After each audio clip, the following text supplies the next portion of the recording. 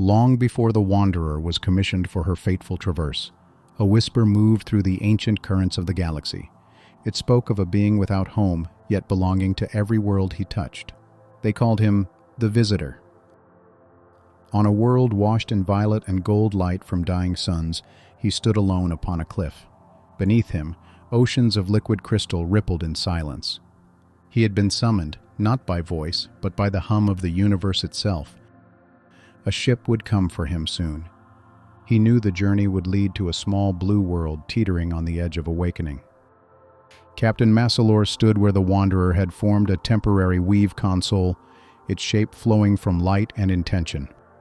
Through the horizon veil, stars bent into shimmering lines as the ship ascended the higher octaves of the ladder. "Maintain this frequency," he said quietly.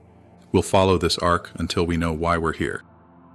The Wanderer did not arrive. It lingered, settling into a quiet harmonic above the planet's surface, its presence more suggestion than structure. Below, where atmosphere met probability, a smaller echo unfolded into existence.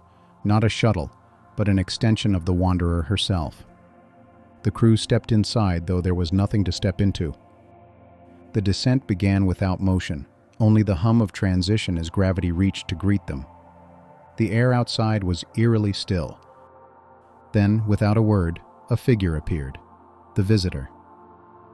His form was humanoid, yet bathed in faint light, shimmering in waves that resonated with the ladder itself.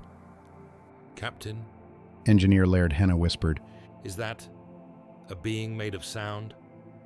Massalor shook his head slowly. "He's something more, something the ladder itself has been trying to find." Long before this mission, the Federation had recorded rumors of a traveler without home yet belonging everywhere. They called him the Visitor. When he entered the Wanderer's fold, the ship sang in recognition. Harmonic bands aligned themselves, greeting him like an old companion.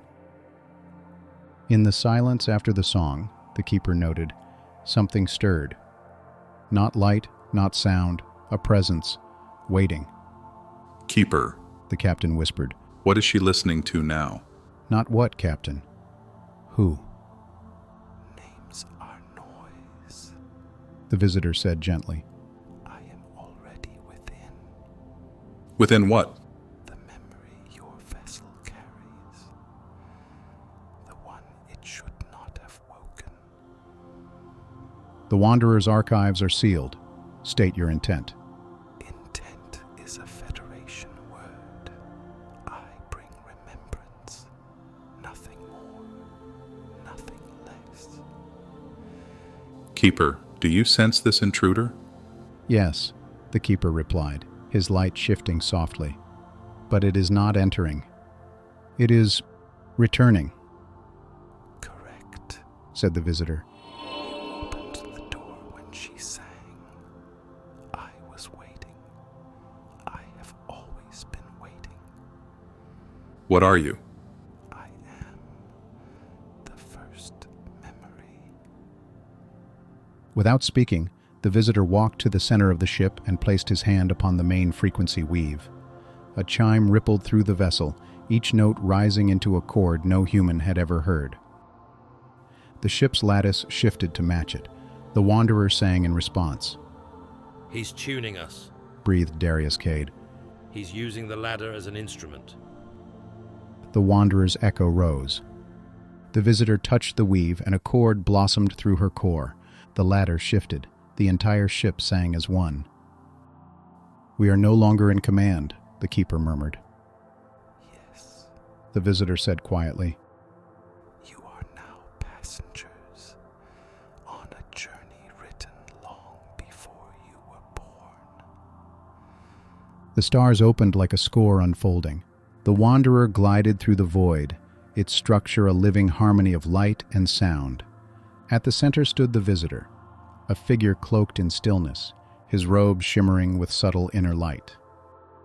He spoke little, but his presence was a gravity unto itself. There was a calm about him, not the absence of motion, but the presence of meaning. The Wanderer moved on, no longer a vessel seeking destination, but a song remembering its first note. Transmission paused. Cliff mark established. Thanks for listening. Stay tuned for the conclusion of The Visitor.